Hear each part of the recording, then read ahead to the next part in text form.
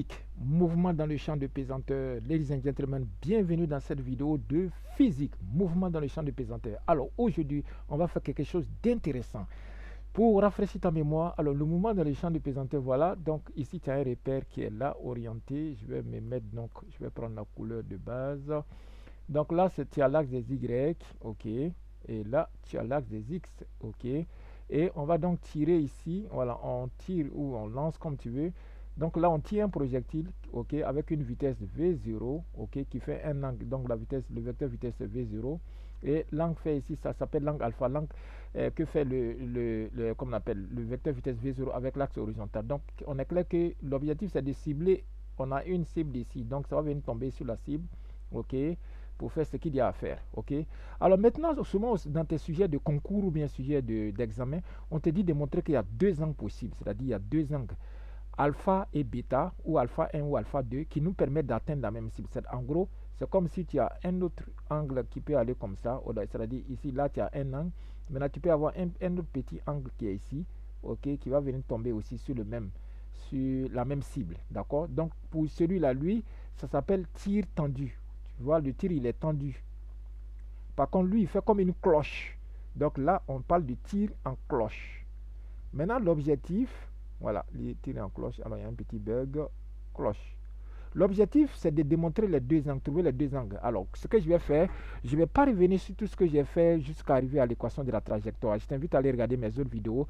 J'ai pris longuement le temps de bien expliquer, ok, depuis le théorème du centre d'inertie ou depuis la deuxième loi de Newton, jusqu'à ce que je trouve l'équation de la trajectoire que tu vois ici. D'accord? Maintenant, pour atteindre cette cible-là, alors, on va faire simple. Physique, c'est pas compliqué. Regarde, le point qui est ici, là, la cible, là, quelles sont ses coordonnées? Ok, ces coordonnées, ce sera le x de P. On va appeler ça le point d'impact. Donc, le point d'impact P. Donc, ça fait XP. Ça suppose on avait déjà calculé x de P. Rappelez-vous, hein, on a déjà calculé dans mes autres vidéos. On a déjà calculé le point d'impact. Alors, je t'invite à aller regarder.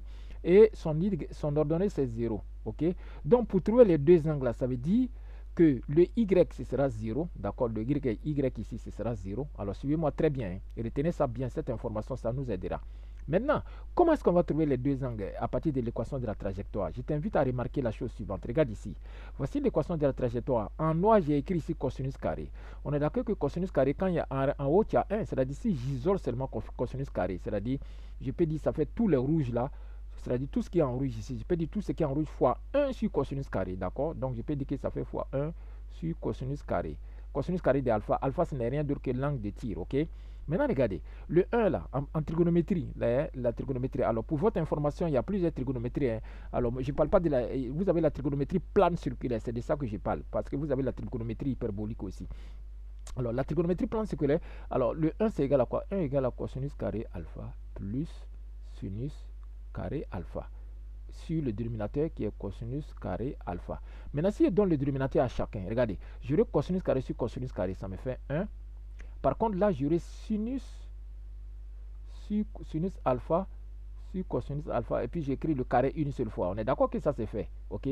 Là, ça me fait sinus carré sur cosinus carré, c'est la même chose, j'ai écrit juste le carré une seule fois. Sauf qu'en écrivant comme ça me fait 1. Sinus sur cosinus, ça fait quoi? Ça fait tangente. Donc, ça fait tangente carré de alpha. Ok? Ça veut dire que le 1 sur cosinus carré qui est en noir ici, je peux remplacer ça, c'est-à-dire dans la parenthèse là, je peux dire que c'est égal à 1 plus tangente carré alpha. Donc ça fait 1. Tu vois pas que j'ai déjà résolu le problème? Ça fait 1 plus tangente carré alpha. Donc ici, j'aurai tangente alpha. Qu'est-ce que je fais maintenant pour trouver les deux angles de tir possibles? Je vais remplacer donc le y par le 0 qui est là. Ok? Voilà, le 0. Donc vous voyez ici, donc j'aurai 0. Et tout ce qui est x, je remplace par xp. On a déjà calculé xp. Donc ici, le x carré, ça devient xp au carré. Et ici, le x aussi, ça devient xp. Maintenant, si je développe tout, regarde, si je développe tout, donc j'aurai quoi? J'aurai quelque chose fois tangente carré alpha, plus quelque chose fois tangente alpha, plus quelque chose qui est simple égale 0. Alors, tu vas voir, quand je dis quelque chose, c'est quoi? Quand tu développes ici, tu auras moins gxp. Vous voyez, x de p, j'ai dit de remplacer. Donc, moins gxp carré sur 2v0 carré fois 1. Donc, lui, je l'écris ici.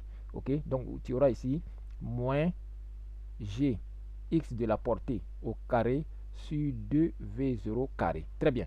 Maintenant, quand tu fais ça fois la tangente carré, tu vois, j'ai mis tangente carré en facteur. Donc, tu auras ici moins g xp au carré sur 2v0 carré. terminé pour lui. Maintenant ici, tu auras xp fois tangente alpha. J'ai déjà mis tangente ici, donc tu auras xp. Ça te dit rien. Tu vois pas que ça, tu as la forme de a fois tangente carré alpha. Plus ici tu l'appelles b. Ça fait b fois tangente alpha. Ok, b fois tangente alpha. Ici, si tu l'appelles c, ça fait c égale 0. Tu vois pas que ça fait une équation de second degré en delta, en tangente alpha. Donc tu résous ça, tu fais delta. On est d'accord? Tu calcules ton delta, tu verras qu'il est positif. Tu calcules donc tangente numéro 1, tangente alpha numéro 1. Et puis tu tires son angle avec arc tangente alpha. Ok, tu calcules aussi tangente numéro 2, comme si tu calculais x1, x2, moins b, moins alpha sur 2a, les mêmes choses ici pour tangente. Donc tu calcules tangente numéro 1, tangente numéro 2. Ok, donc chaque tangente va te donner son angle. Chaque tangente va te donner son angle. Donc celui qui aura, entre les deux tangentes, celui qui aura l'angle le plus petit, ce sera pour le tir en cloche. Et celui qui aura l'angle, le tir tendu. Et celui qui aura l'angle le plus grand, ce sera le tir en cloche. C'est pas compliqué la physique. Abonne-toi si ce n'est pas encore fait, je te passe plusieurs secrets. Je veux que tu deviennes excellent. J'ai bien dit excellent, que tu sois performant en maths, en physique et en programmation informatique. Abonne-toi, crée ton compte sur orgi.dev et suis-moi. Si Dieu le veut, tu seras un crack. Cette vidéo est terminée.